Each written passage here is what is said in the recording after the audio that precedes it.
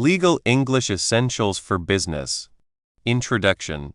Today, businesses work with people all over the world.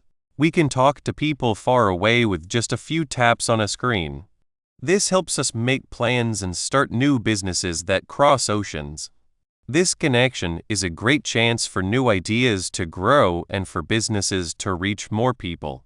But with so many people talking, there can be a problem: language. English is often the language everyone uses. But in law and business papers, English can be hard to understand, even for people who speak it every day. In these papers, words mean something very exact and important. If one word is not understood, it can cause confusion, delays, or big problems. This is where the special language of legal English is important.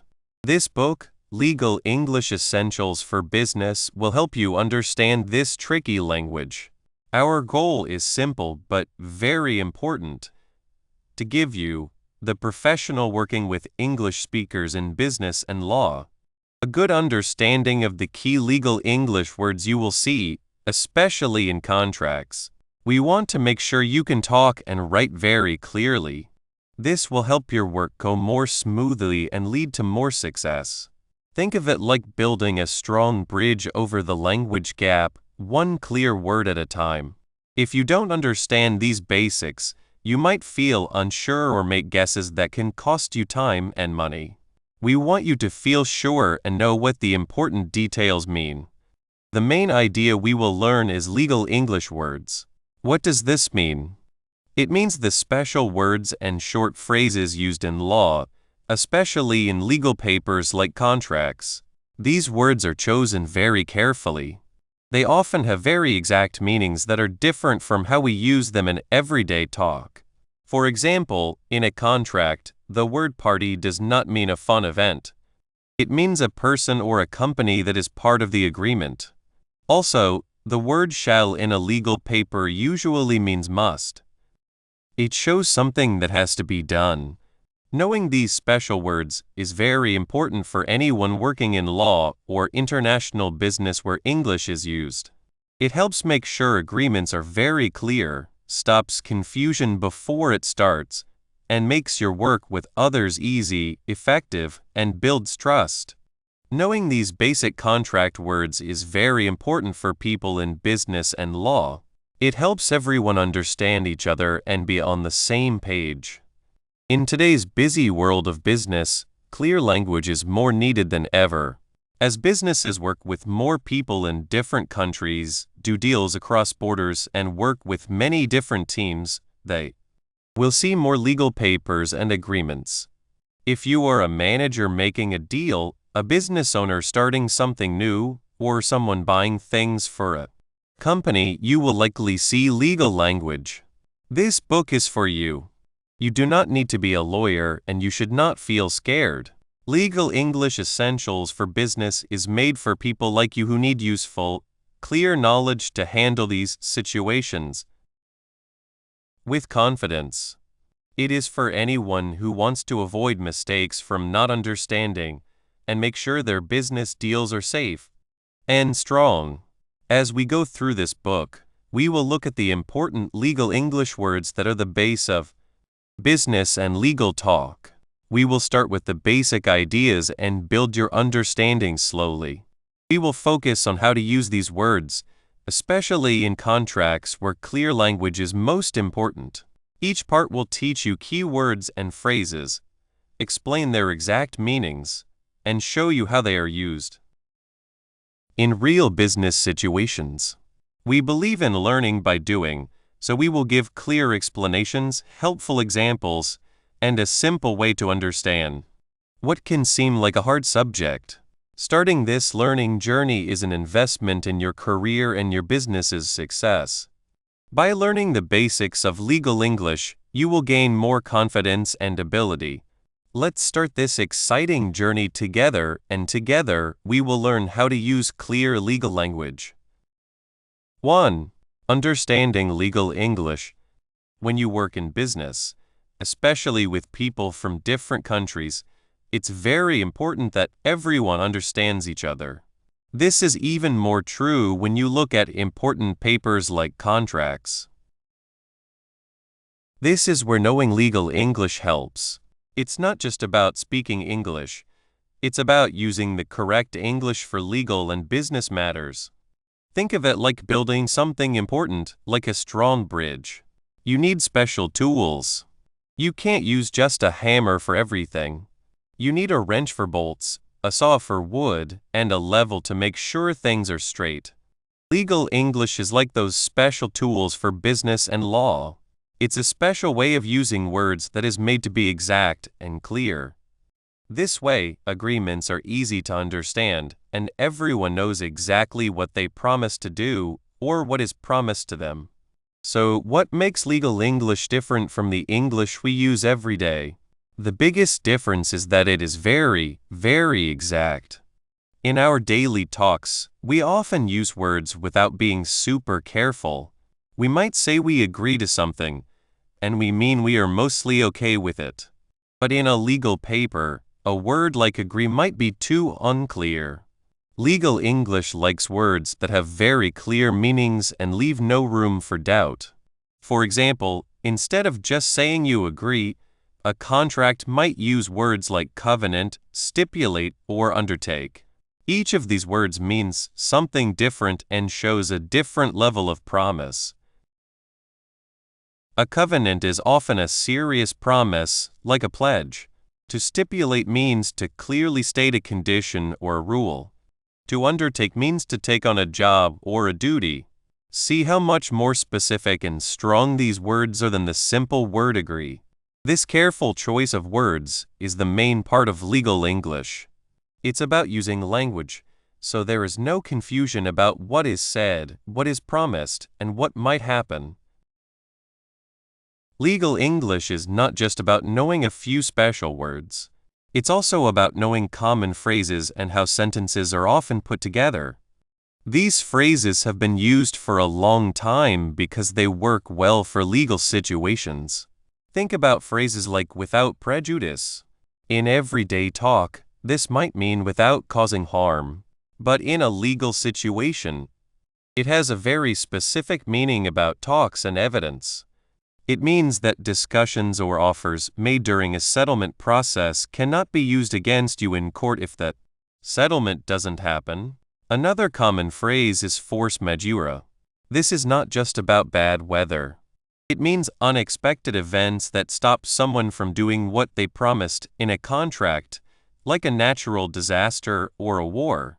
And then there's the phrase indemnify and hold harmless. This is a very important one in contracts. It means one person will protect the other from any money loss or damage. Knowing these phrases is as important as knowing single words. They are like small packages of legal meaning. For people like you, who work in business and might talk to partners or customers who speak English as their main language, knowing this special language is not just useful, it's needed. When you read a contract, you must know exactly what each part means. If you don't, you might agree to something you didn't mean to, or you might miss an important detail that could hurt your business. Knowing this helps you say what you mean clearly. When you write your own agreements or talk about terms, using the right legal language makes sure your message is understood exactly as you want it. This clarity helps build trust.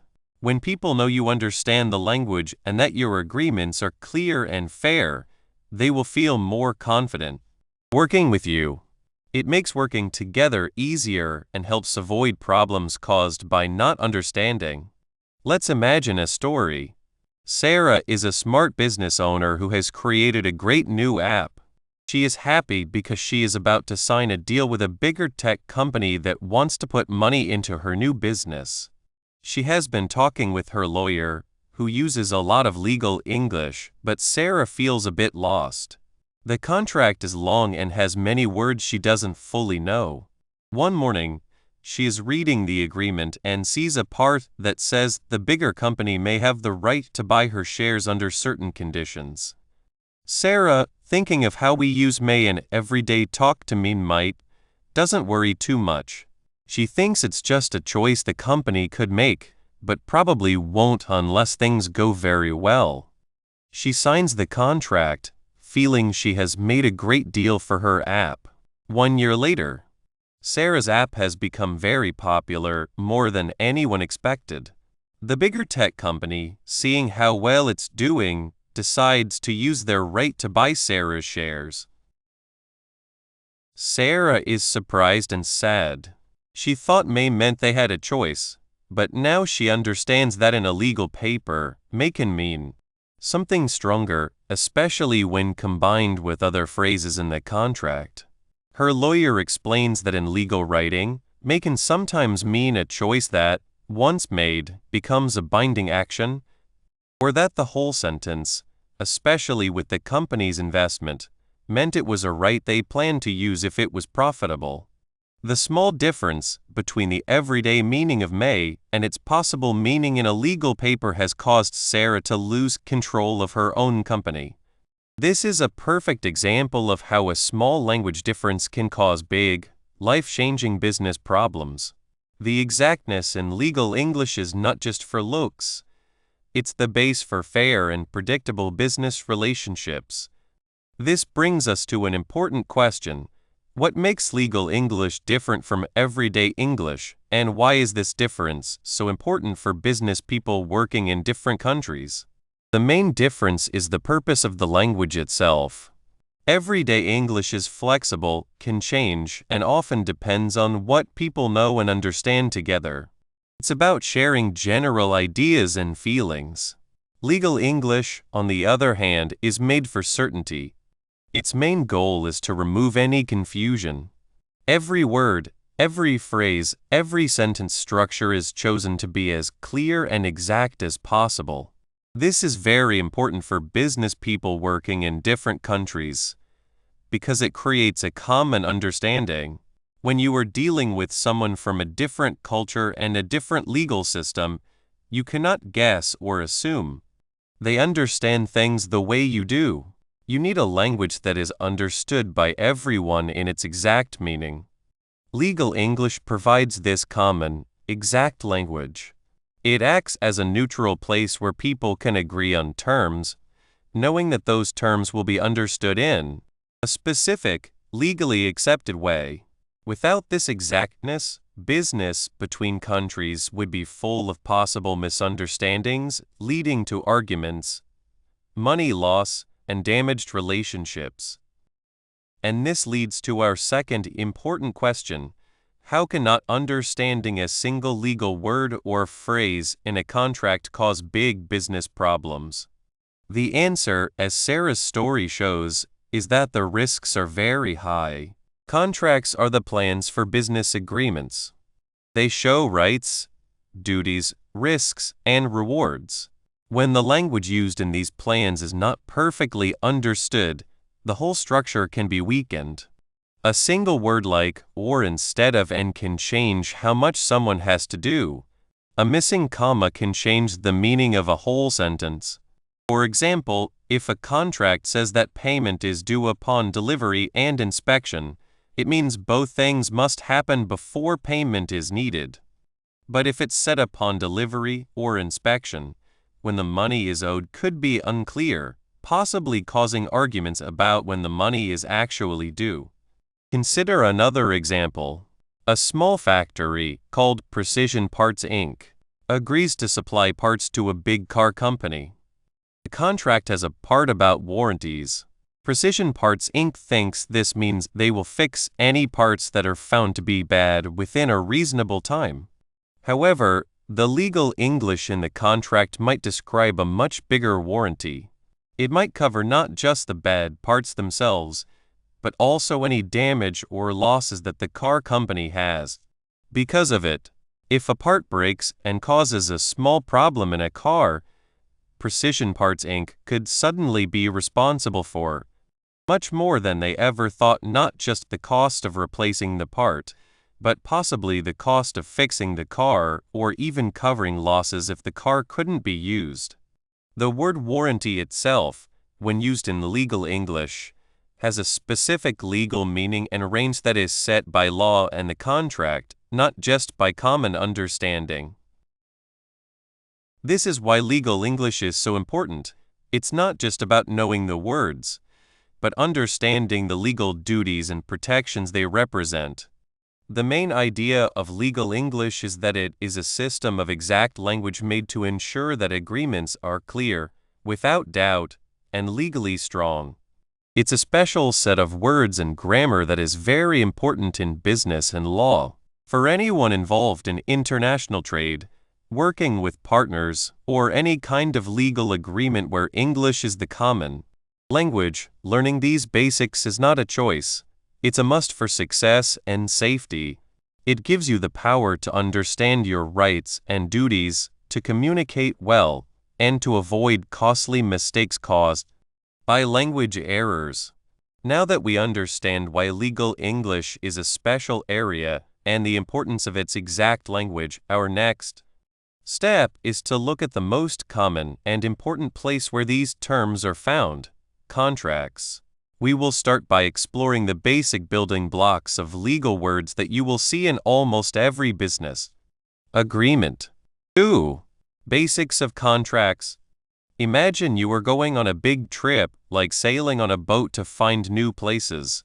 Before you leave, you need to know what a boat is, how it works, and what things you need.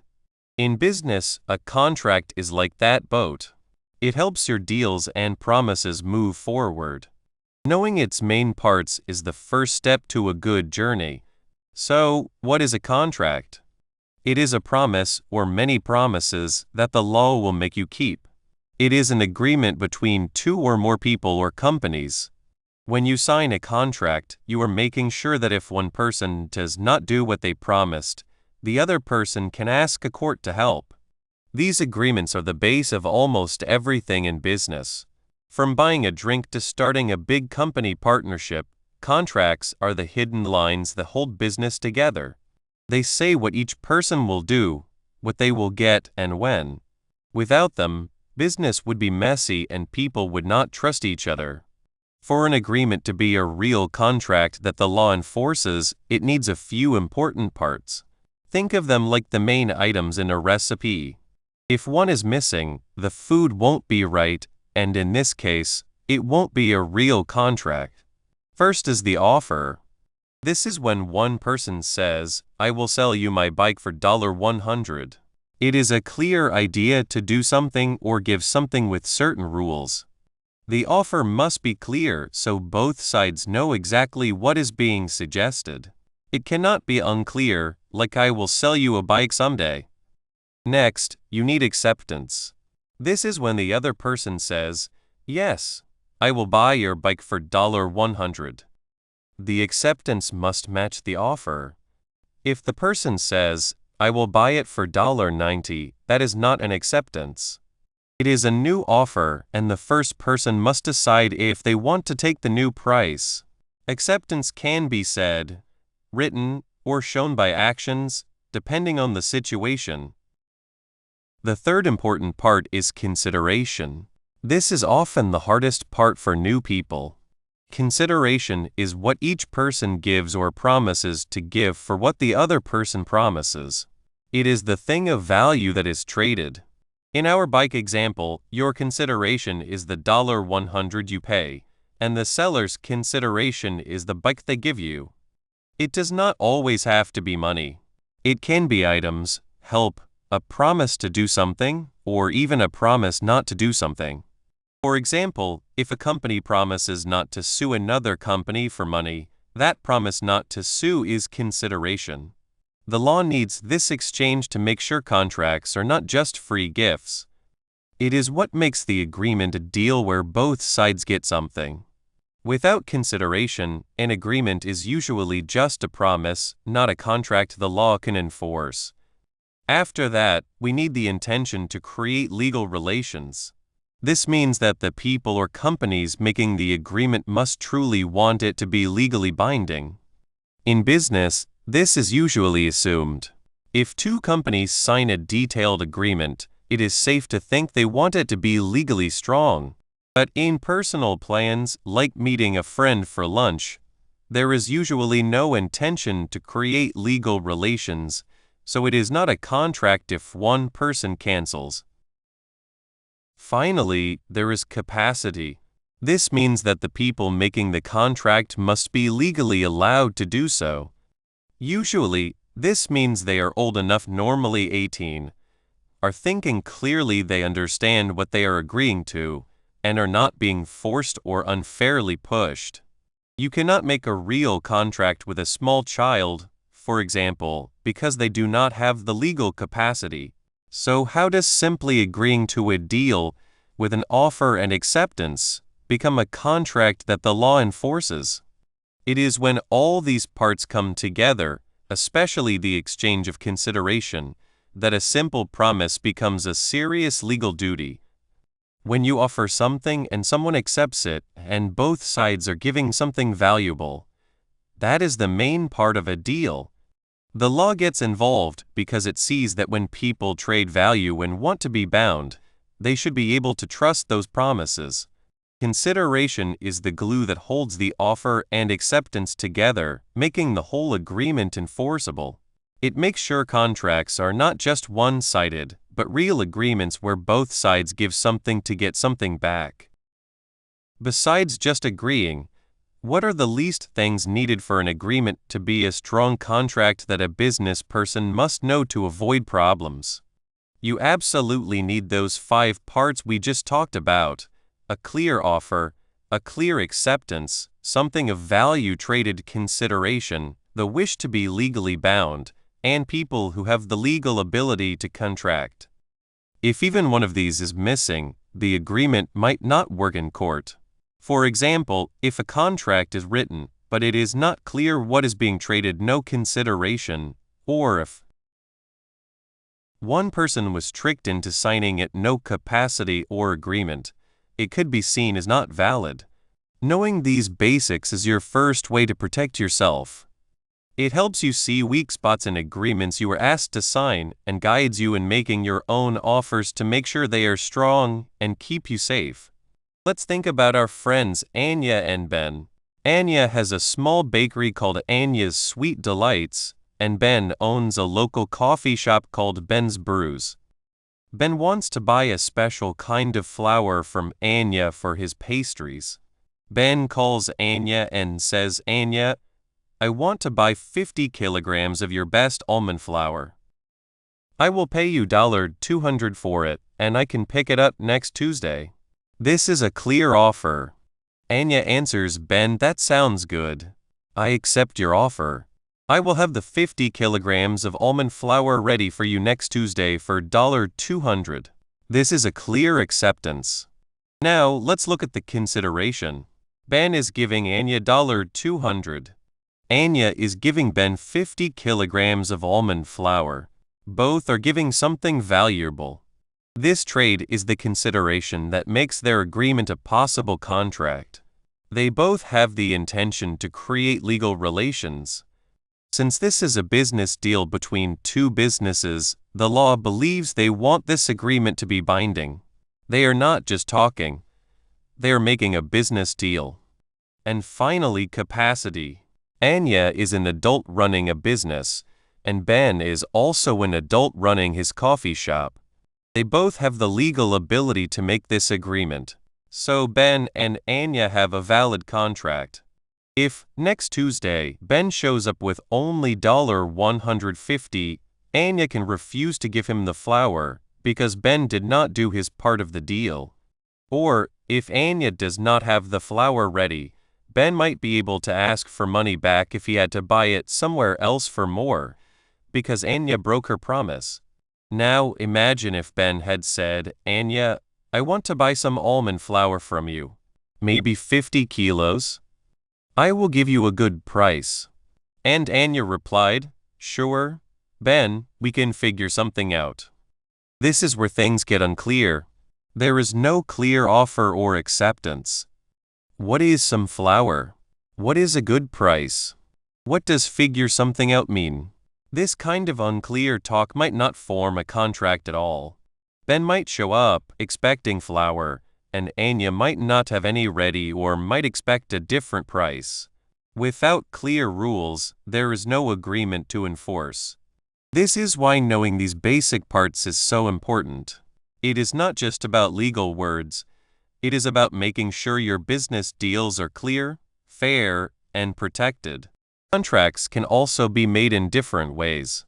We often think of contracts as being written down and signed, and indeed, written contracts are the most common and safest way to do business. They give a clear record of what was agreed upon, which is very helpful if problems happen later. However, contracts can also be spoken.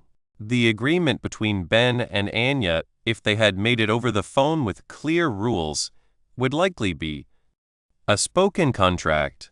While perfectly legal for many types of agreements, spoken contracts can be very hard to prove. What was actually said? Who remembers the exact details? This is why, for anything important in business, a written contract is always better. Contracts can also be clear or understood. A clear contract is one where the rules are clearly stated, either spoken or written. The agreement between Ben and Anya is a clear contract. An understood contract, on the other hand, is one where the agreement is not said in words, but is understood from what the people do. For example, if you go to a doctor, you do not usually sign a contract saying, "I agree to pay you for your help." However, by going to the doctor and getting treatment, you are showing that you agree to pay for those services. The law sees this as a contract. In business, while understood contracts can exist, relying on them is risky. It is always better to have clear written agreements.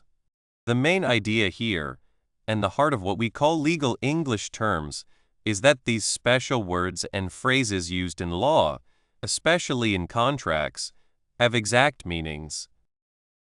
They are not just everyday words. They are chosen carefully to avoid confusion and to create clear duties that can be understood and enforced. For Anya and Ben, words like offer, acceptance, and consideration are basic building blocks. Knowing them makes sure their agreement is strong. For bigger, more complex business deals, the terms become more detailed, but the basic ideas stay the same. Knowing these basic contract words is very important for people in business and law because it makes sure agreements are clear, confusion is avoided, and professional interactions are smooth and effective. It is the base on which all other legal English in contracts is built. Now that we understand what contracts are and what makes them legally binding, we can start to look at the specific words that fill these important documents, starting with the people involved. 3. Key terms in contracts. Contracts are like maps for business deals. They show exactly what everyone agrees to do and what they can expect. But to read these maps, you need to know the special words they use. This isn't just any language. It's legal English, the exact words and phrases used in law, especially in papers like contracts. Think of it like a secret code, but one that helps you talk clearly and avoid costly mistakes. Why is this special language so important? Because in business, being clear is the most important thing. When people make an agreement, they need to be sure they all understand it the same way. Regular words can sometimes mean different things, and in a contract, that confusion can cause big problems. Legal English is made to be exact. Each word has a specific, usually narrow, meaning that helps stop misunderstandings. Knowing these basic contract words is very important for people in business and law. It makes sure agreements are clear, misunderstandings are avoided, and work goes smoothly. Let's imagine a simple situation. Sarah has a small bakery and wants to buy special, good quality flour from a seller, Mr. Chen. They agree on a price and a date for the flour to arrive. If they just shake hands and say, "Okay, I'll give you the flour, you pay me," many things could go Wrong. What if Mr. Shen brings the flour a week late? What if the flour isn't as fresh as Sarah thought it would be? Without a written agreement using exact words, it's hard to know what the rules were. This is where contracts and their specific language are needed. Think about Sarah and Mr. Shen again. If they had a simple contract, it would start by clearly stating who the parties are. This means more than just listing names. It means showing the exact legal people or companies involved. So it might say, this agreement is made between Sarah's Sweet Treats, LLC, a state limited liability company called Buyer from now on, and Mr. Shen's Flour Mill, Inc., a state corporation called Seller from now on. This level of detail makes sure there's no confusion about who is making promises and who must follow them. It's like putting a clear label on every box, so you know exactly what's inside and who it belongs to. Before the main promises, contracts often have a part called recitals or whereas clauses. These are like the start of a story. They explain the background, why the people are making the agreement, and what they want to happen. For Sarah and Mr. Shen, the recitals might say, whereas buyer wants to buy good flour for its baking business. And whereas seller makes and sells good flour now, therefore, because both sides are making promises, the parties agree as follows. This part sets the scene and helps everyone understand why the agreement is being made. It's not legally binding in the same way as the main promises, but it's important for understanding those promises if there's a problem later. It helps explain the why behind the what. Then comes the most important part of the contract, the operative clauses or the agreement itself. This is where the main promises are made. In our example, this part would clearly say that Mr. Shen agrees to give a certain amount of flour like 100 kilograms on a specific date like July 15th to Sarah's bakery. It would also say that Sarah agrees to pay Mr.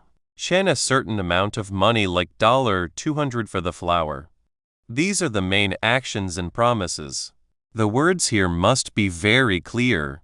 Instead of I'll send you some flour, it will say, seller will deliver 100 kilograms of grade all-purpose flour to buyer's address at bakery address on or before July 15, 2024.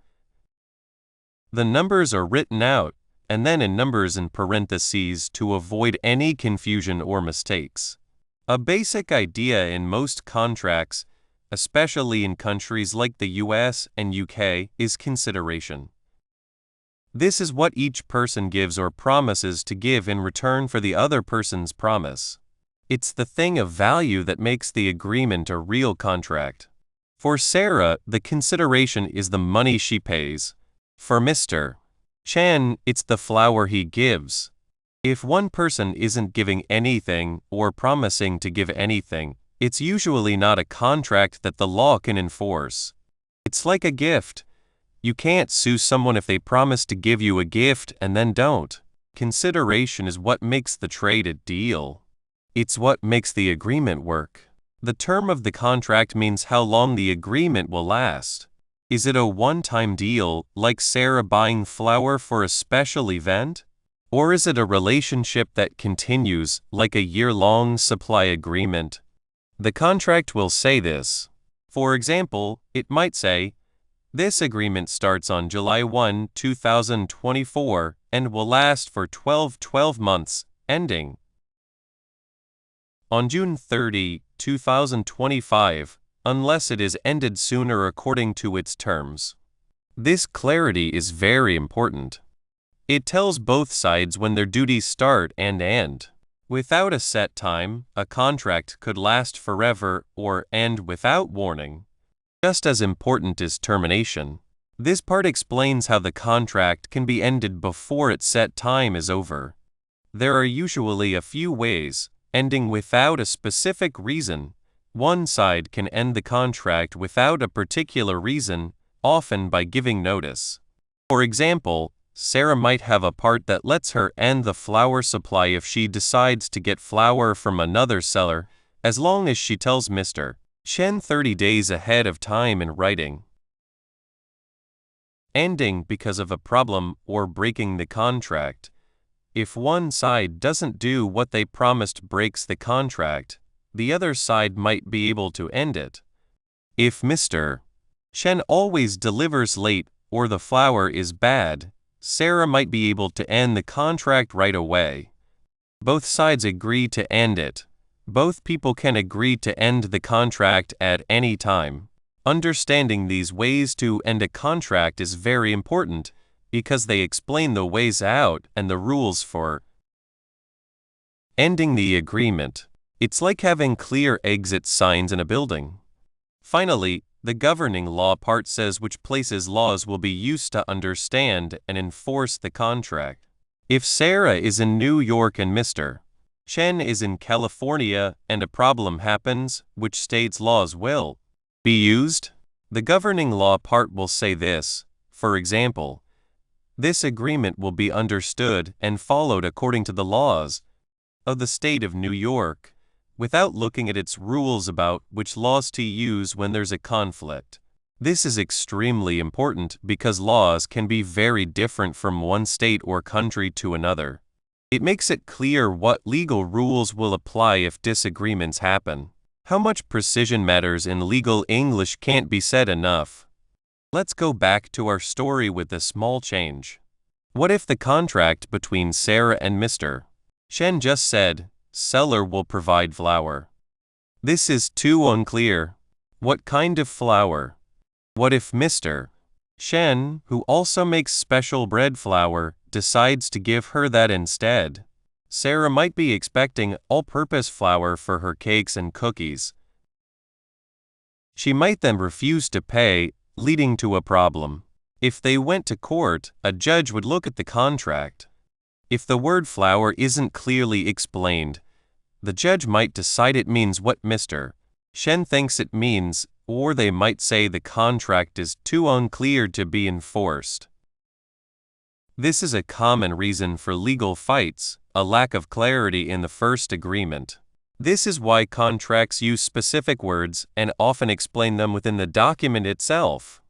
For example, a contract might have a definitions part at the beginning, which says, flour means only grade at all-purpose flour as approved by the relevant food authority. This removes all doubt. It's like a small dictionary inside the contract, making sure everyone uses the same meaning for important words. So, how can you, as someone who works with business and legal papers, start reading a contract? Here are some helpful steps. 1. Find the parties. Always start by checking exactly who must follow the agreement. Look for phrases like this agreement is made by and between and write down the full legal names and types of companies. 2. Read the recitals whereas clauses. Take a moment to understand the background and purpose. This context can help you understand the more detailed parts later. Ask yourself, what problem is this contract trying to fix? 3. Look for the main promise clauses. Find the parts that describe actions, duties, and promises. These are the most important parts of the agreement. Pay close attention to words like shall, will, agrees to, and undertakes to. 4. Find the definitions part. If there is one, read it carefully. This is your guide to understanding special words used in the document. 5. Find the term and termination clauses. Understand how long the contract is supposed to last and how it can be ended. This is very important for planning and managing your business relationships. 6. Check the governing law. Know which legal system applies to the contract. This can be important if you need to get legal advice. It's also good to remember that legal words, while exact, can sometimes seem difficult. Don't be afraid to ask for more explanation. If a word seems unclear, or its meaning in the contract doesn't make sense to you, it might be confusing. This is where your growing understanding of legal English will be very helpful. You'll be able to ask better questions. Instead of saying, "I don't understand this," you might be able to say, "I understand delivery to mean bringing the goods, but in this contract, does delivery also mean setting it up as explained in Clause 5? This shows you've read the text and are asking for specific help. The goal isn't to become a lawyer right away, but to feel confident reading these important papers. By understanding these basic words, parties, recitals, operative clauses, consideration, term, termination, and governing law, you are building a strong base. You are learning the building blocks of agreements, the essential words that make sure business deals are built on solid ground, not on shaky sand. Now that we've looked at the basic words of contracts, our next step is to see how these words are put together to explain what each person must do and be responsible for. We will now move from understanding single words to understanding the bigger structure and meaning of contract parts. 4. Applying legal English in business. Learning legal English is like getting a special tool to help your business do well. Imagine trying to build something tricky without knowing what each little part does. Legal English is like that for business and law. It's the exact words that make sure deals are clear, risks are managed, and your work with others is strong. We have already learned about many important legal words. These are the basic parts of talking about law. Now, let's see how these words work in real business. Let's see how they change from just words on paper to active parts of your daily work. This is not about remembering what words mean. It's about understanding how these words affect things and how you can use them to your benefit. Picture two companies, Innovate Solutions and Global Ventures, wanting to work together. Innovate Solutions knows legal English well because they studied words like indemnify, heretofore, and force majeure. Global Ventures, however, mostly uses general understanding and hopes for the best. Both companies are looking at a partnership paper. The paper has a part about what happens if one company makes the other lose money. Innovate Solutions' legal team knows what indemnify means. They know it means one side agrees to protect the other from losing money or facing legal trouble. They can clearly talk about how much protection this is. We need to make sure the indemnification covers direct losses and fair legal costs, but not imagined losses. This exactness shows they know the importance of the word and what it means for their company's money safety. They use their legal English knowledge to make smart choices, which directly helps decide how the talk goes. Global Ventures, though, might see indemnify and think it just means help. They might agree to a broad statement without fully knowing it could mean they have to pay much more money than they thought. This is where knowing a word and understanding its legal meaning is very important. The reason for indemnify is to make a clear line of who is responsible, stopping future arguments. This difference in understanding can lead to very different results. Innovate Solutions, by using their legal English knowledge, make sure they are protected. They are not just reading, they are actively talking, using exact words to keep their interests safe. This shows how legal English words are a tool for making decisions. It turns a hard document into clear promises and protections that can be understood. Let's look at another situation, an argument about delivering goods.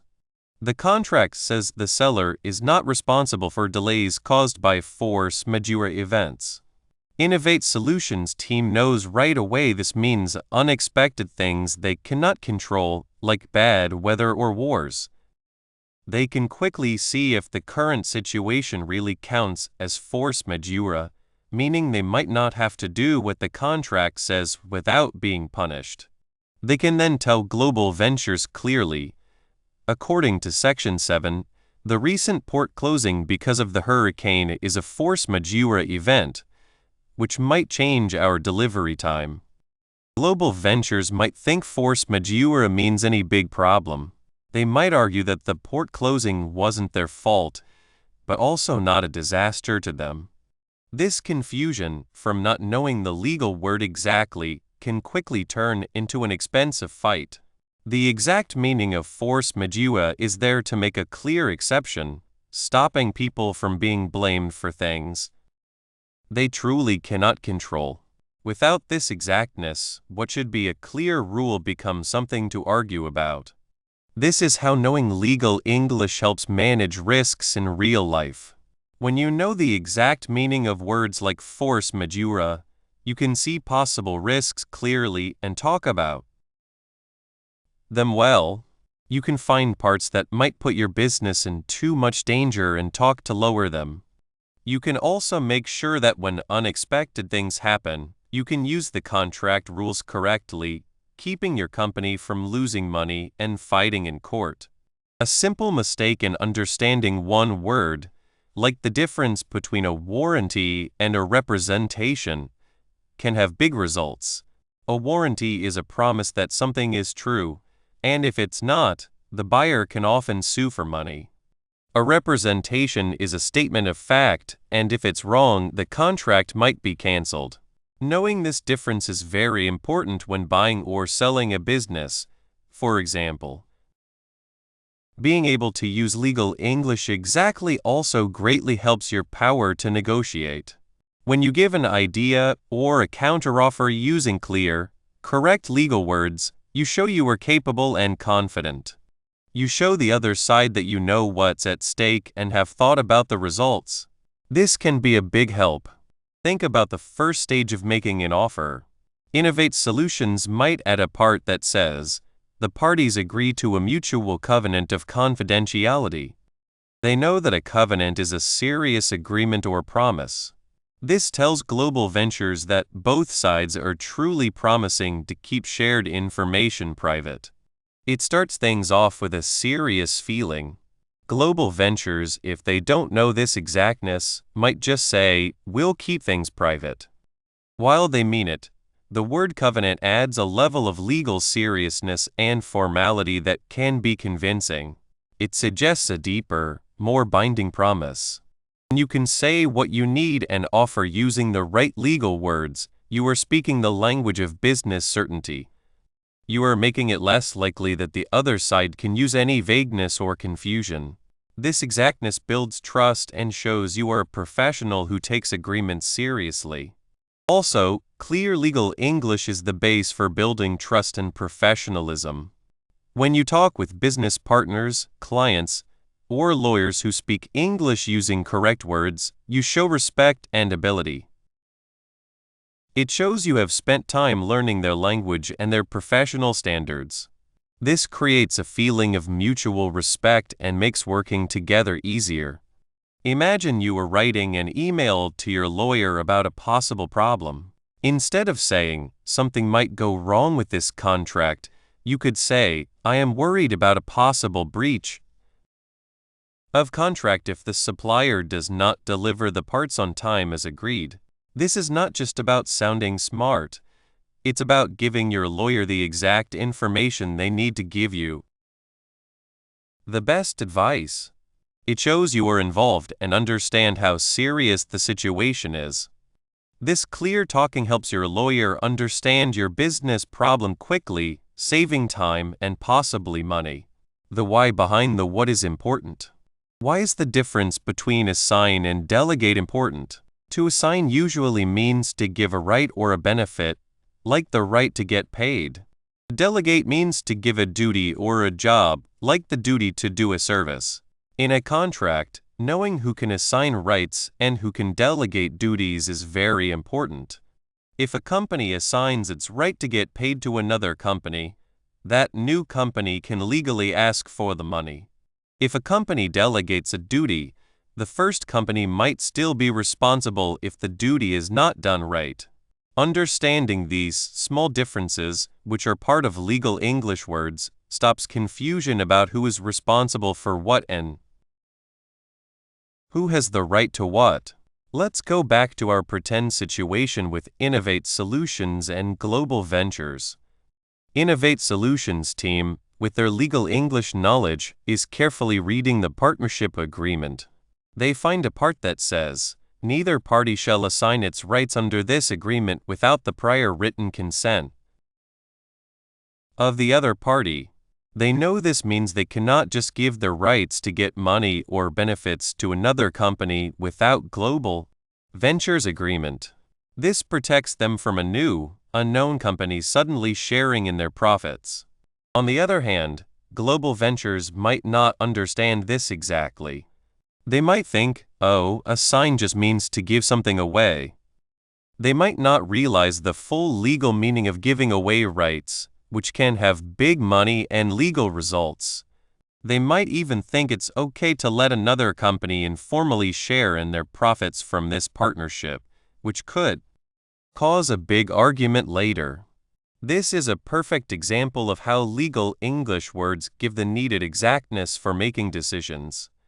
Innovate Solutions can confidently say, "We understand that our rights under this agreement cannot be assigned without your written agreement, and we expect the same." This clear statement, using the correct legal word, sets a firm limit and stops future confusion. They are not just reading the contract, they are actively using their understanding of its language to protect their business interests. Think about a time when a dispute does happen. Innovate Solutions is facing a situation where an important supplier does not deliver needed parts on time. The contract has a part about material breach. Innovate Solutions team knows that a material breach is a serious breaking of the contract that is central to the agreement, allowing the party not breaking the contract to end it and ask for money. They can then see if the supplier's delay is a material breach.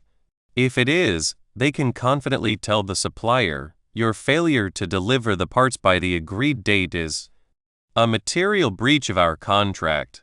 We are therefore ending the agreement and will ask for money." Global Ventures, however, might see the delay as a problem. They might not know the legal meaning of material breach and might just complain or ask for a small discount. They might miss the chance to legally end a failing agreement or get money for their losses. The exact meaning of material breach is there to tell the difference between small problems and big failures, allowing businesses to take the right action. Without this exactness, businesses can be left in bad situations, stuck with agreements that no longer work. How can someone who doesn't speak English as their first language actively use their understanding of legal English to make sure things are clear and avoid mistakes? It starts with getting ready. Before you start any important business talk or look at a paper, spend time learning the key legal words that will likely show up. Don't just look up meanings. Try to understand how these words are used. When you are in a meeting or a talk, don't be afraid to ask for more explanation. If a word is used that you are not sure about, it's much better to ask nicely than to guess.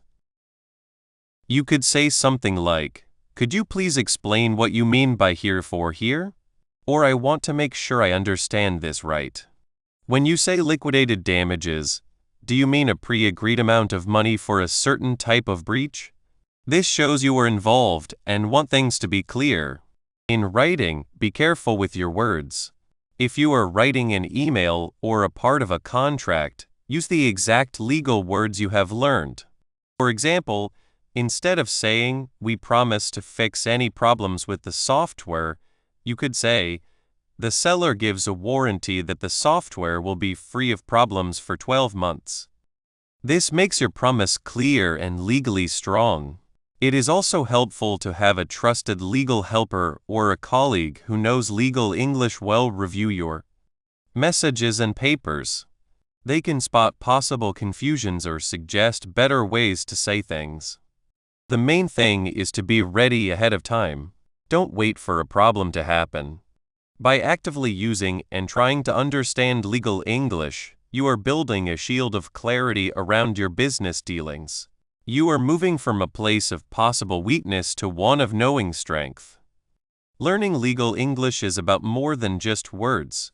It's about understanding the power of exact words to protect your business, improve your negotiations, and build lasting work relationships. It turns unclear legal ideas into real tools for success. Now that we have seen the real power of legal English in daily business, the next important step is to understand how these ideas are used in the most important business paper, the contract. We will now look closely at a contract and how important legal English words change its meaning and how it can be enforced. Conclusion: you have finished Legal English Essentials for Business. You have learned the important parts of legal English. I am very happy you worked hard to learn and understand its key words. We wanted to build a strong base, especially for contracts, and you have made big steps. Think of this not as an end, but as a door opening to clearer, more sure talking in your work. We looked closely at legal English words. This is not just about remembering words. It is about understanding a special language that is very important and exact. Like a good worker uses the right tools for jobs, you now know the important tools to use in the world of business law. These words are the base of agreements, the exact words that tell what is right, what you must do, and what to expect. Without knowing these words well, people can misunderstand, which can cause costly mistakes, lost chances, and bad feelings. In this book, we focused on the legal English words used most often in contracts. These are the papers that are often the main part of business deals. Knowing words like indemnify to protect someone from harm, heretofore, before now, force majeure an event beyond anyone's control, warranties, promises that something is true, and representation statements of fact is not just knowing what they mean in a book. It is about knowing how they deeply affect your business and your work friends.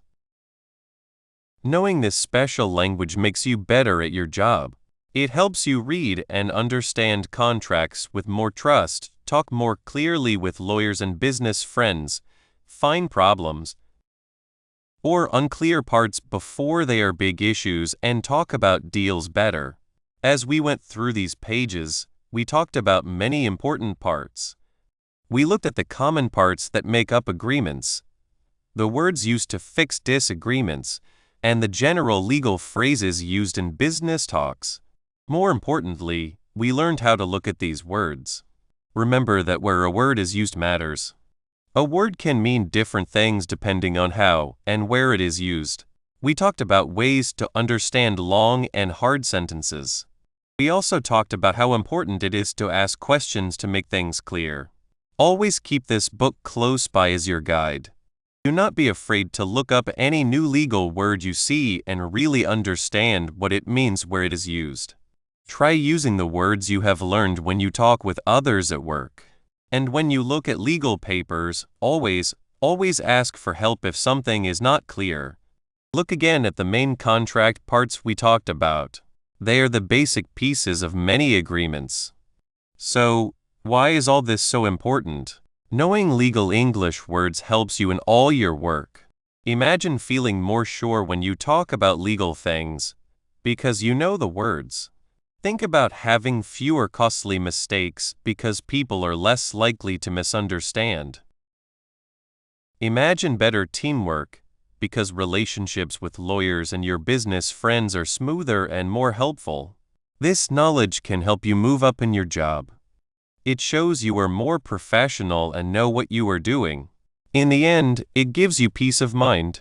You know you are on safe ground with the legal agreements that are part of your work.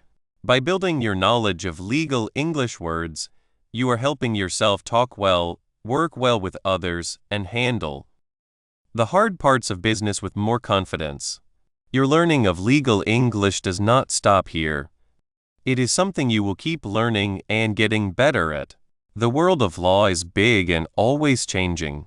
But this book has given you a good start. Keep looking for things like legal dictionaries. Think about taking classes. Stay up to date on new legal ideas. The more you read legal papers and talk about them, the more legal English words will feel natural to you. Go forward with trust, knowing more about legal English. Build better, clearer, and more successful business friendships. The clearness you get from knowing legal English will be your special help. Use it and let it help you succeed. Thank you for learning with us on this important trip.